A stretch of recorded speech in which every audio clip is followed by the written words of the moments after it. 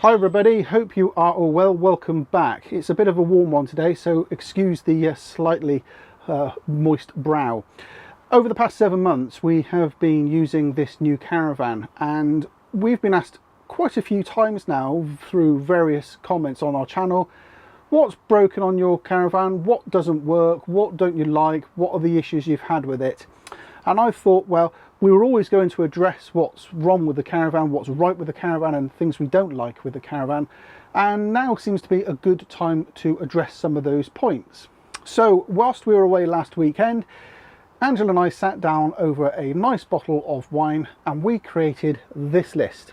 And this list basically goes through some of the faults that we've got with the caravan, some of the things that you should look out for if you are thinking about buying this caravan, and also some of the things that we don't like about the caravan. It's things like, design flaws or things that could do with being designed a bit better. Now this video concentrates on the Phoenix 640 and a dealer special like this Ridgeway here 640 layout. As per all the other layouts, well, I don't have live-in experience of those, so I can't really talk about those. However, there will be things that will be common across all the layouts in the range. So without further ado, let's have a look at the first thing that you should be mindful of if you're buying one of these caravans. And we start at the windows. You'll notice that this isn't our caravan. This is in fact a demonstrator Ridgeway 640, and the purposes of that is that it's got no possessions in it and I can get to all the nooks and crannies that I need to show you in this video. So this may not be a fault, it might be because this is a new caravan. We found that the latches were very tight on all the side windows. It did feel like the latch was about to break in some of the cases. So how we got over this was we latched the sides on the intermediate step and then fully latched the bottoms, then returned to the side latches, and that way we know that the window is fully closed and no stress is on any single latch. So if you're buying one of these caravans, check every single window. So the second item on our hit list is the heating vents. When we collected the caravan, the heating was absolutely fine, but after a couple of trips we noticed that the heating in the bedroom was slightly cooler. On closer inspection we noticed that all the pipes from all the vents had come loose. So although the heating was on, it was back of the cupboards and under the cooker that were getting toasty warm and not the room itself. Simply reconnecting and adding a small screw to hold the pipes in place stops this from reoccurring. Now I didn't do this myself, the dealership sorted this for me, as some of the access to some of the vents is quite tricky. So check that the pipes are connected on all the vents, and you can do this by shining a torch into the vent and seeing if the pipe has come loose. Now our third issue isn't a Bailey fault, it is in fact an Alco fault, and that is squeaky brakes. New brakes seem to squeal or howl a lot on new caravans, and this is down to either a leading edge building up on the brake shoe, or in most cases it's down to the brake shoe material. As you know from my shock absorber video, I also had the brake shoes replaced to stop this happening, and so far so good. You will notice this at about 100 miles or so, and you'll definitely know it's happening. To rectify this, the caravan needs to go back to the dealership and the brake shoes will be either cleaned up or replaced. Number 4 on the list, well, it's a squeaky floor, and that's only an intermittent fault at best. Oh, this was super annoying. The floor was squeaking around the bathroom and the bedroom area, but only sometimes. We tried adjusting the corner steadies, moving things around, but to no avail. It was in fact the bulkhead that needed to be reseated in position, and all the screws tightened correctly. Again, this wasn't an issue at the start, we noticed this problem after about 2 or 3 trips away. The fifth item on our list is something that we picked up on the very first trip away in the caravan, and that is missing screws from the shelves. Although it was completely fine when we picked up the caravan, by the time we arrived on site on our very first trip away, 2 screws had come away from the shelf and were loose and on the floor. They just needed adding back in and tightening back up. Thankfully they've not come loose since. So a worthwhile check on your first couple of trips away in the caravan is just look inside cupboards and drawers to make sure there's no screws that have come adrift. Our 6th item on the list is a fault that's only come about in recent weeks, and for that we need to go under the bed. So our table is held under the bed in 2 brackets, and it's the rear bracket which keeps rotating when we're in transit. This in turn causes the table to fall out. Now I've since added an angle bracket to prevent this from happening again, and so far so good. Another top tip is to add some soft pads in the recesses where the table fits in, just to stop the corners of the table getting all scratched up. The next issue on our list is under the front seat, and we're talking about the seat slats. Not entirely sure why this happened, but the slats on the front seat came away from the metal surround. We simply reattached them and, you guessed it, tightened up some screws. It's not failed since, even with me, Angela and Chloe all sitting and lying on it, so so far so good. And whilst we're talking about the seats, let's discuss the firmness of these seat pads themselves.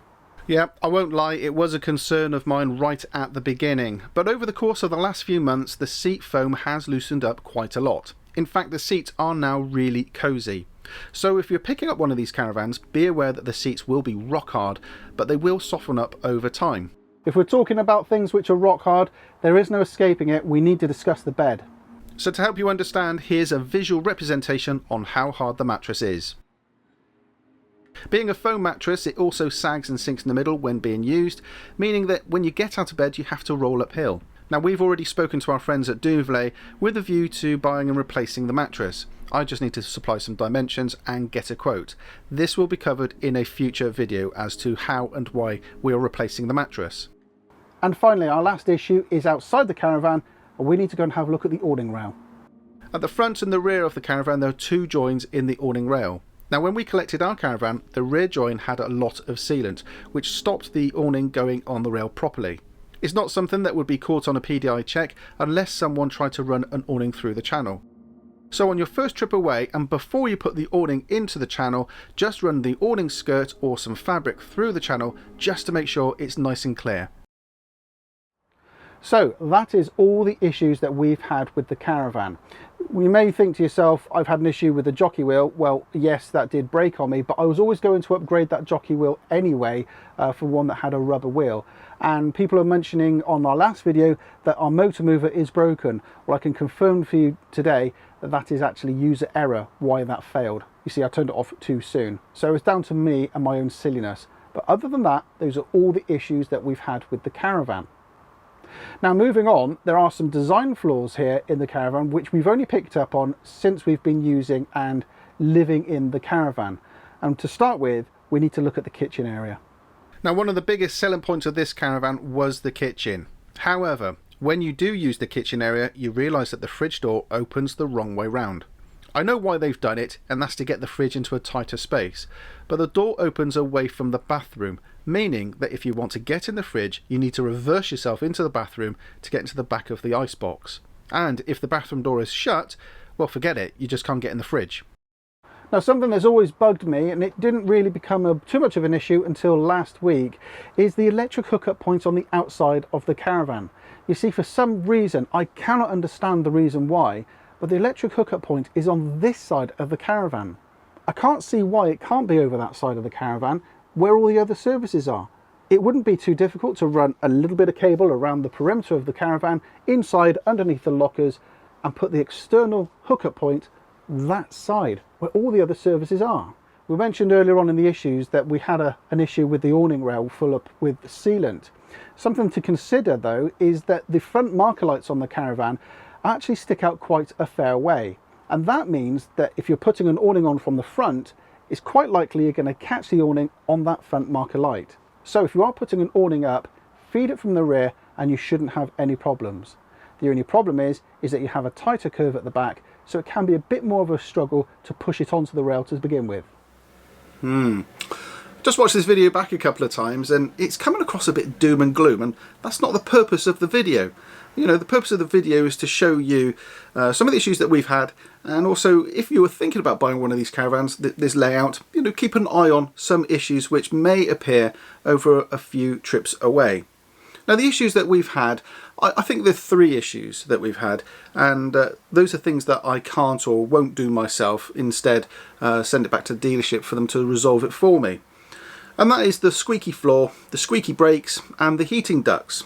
Now, all of those issues have been resolved and they are absolutely spot on now. So it's, you know, it's really good. And you're probably sat there thinking, yes, Dan, but you'll get preferential treatment. Well, when we booked in for these repairs, it was actually Angela that booked in, and she didn't give away who we were until the end of the conversation. Yet the after sales team at Swindon Caravans, our dealership, they were absolutely superb. They went through the issues with Angela and got got the caravan booked in a reasonable time, and we got it back in a very short space of time as well. So, you know, it was really quite good. I was quite keen as well that we weren't getting preferential treatment, because I wanted to make sure that we were getting the same treatment as any other customer, regardless of our YouTube status or what have you. So I'm quite pleased that we did get that in the end. Now, when we buy something brand new, we have an unrealistic expectation that it should be perfect. You know, there should be absolutely zero faults. Well, I can tell you firsthand, from a person that's bought a brand new car, from a brand new house to a brand new caravan, I can tell you now firsthand that, you know, those expectations are always unrealistic. When we bought this house, we had no end of problems with the drains, the water. We're having problems with the bathroom. And, you know, it was literally a couple of months old when we walked into this house. Brand new car, well, I know firsthand from a very dear friend of mine who's bought a brand new Aston Martin. Hand built, beautifully crafted, the thing rattles, it shakes, and the stitching's come away from the dashboard. Unrealistic expectations. And, you know, the caravan is the same. And I think the problem is compounded a little bit more, that, you know, caravans are basically hand built. And it doesn't matter of the manufacturer, it doesn't matter whether it's Bailey, Swift, Luna, Eldis, or even our European friends. It doesn't matter. You know, they are still built by hand. And when you introduce the human element into something, you know, no two things are done the same exactly the next time round. So there will be discrepancies, there will be changes, there will be little issues. And, you know, those issues can be resolved. I watched these things being built firsthand last year. I filmed them, and that's a film that you'll see soon, by the way. I watched them being built firsthand, and I was absolutely gobsmacked that, you know, the care and attention to detail was just so critical. It wasn't slapdash together, which, you know, as a consumer and watching some of the reports online, you think to yourself, yeah, they're just thrown together. Nothing could be further from the truth. They work hard. They work really, really hard. And sometimes a screw is missed. Sometimes something is missed. Sometimes somebody puts too much sealant into something. But the point is, it's hand built, and your dealer will handle any issues that you have. The dealership handled me perfectly. You know, I had those issues, we've had them resolved, so there's no problems at all. Small things like a screw coming loose, well, to be honest with you, you can do that yourself. You can just tighten up a screw, and that's generally the biggest issue that we've had in the caravan. Just a couple of screws coming loose. When we picked up the caravan, it was all perfect, but they've just gently and slowly come away. And that's it. Would I recommend this caravan? Absolutely. We absolutely love this caravan. You know, we're looking forward to a few years with it now. We've had the issues that we've had resolved. We don't think we're going to get anything major, touch wood.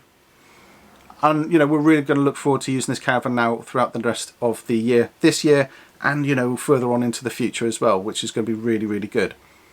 So there we go. I hope this video has been useful for you, and it's not too doom and gloom for you on this Friday. If you've got any questions or comments, you know, put them down below. Don't forget to subscribe to our channel. Hit the subscribe button down below, and also hit the notification icon as well, and you'll be updated of any future videos that we have as well.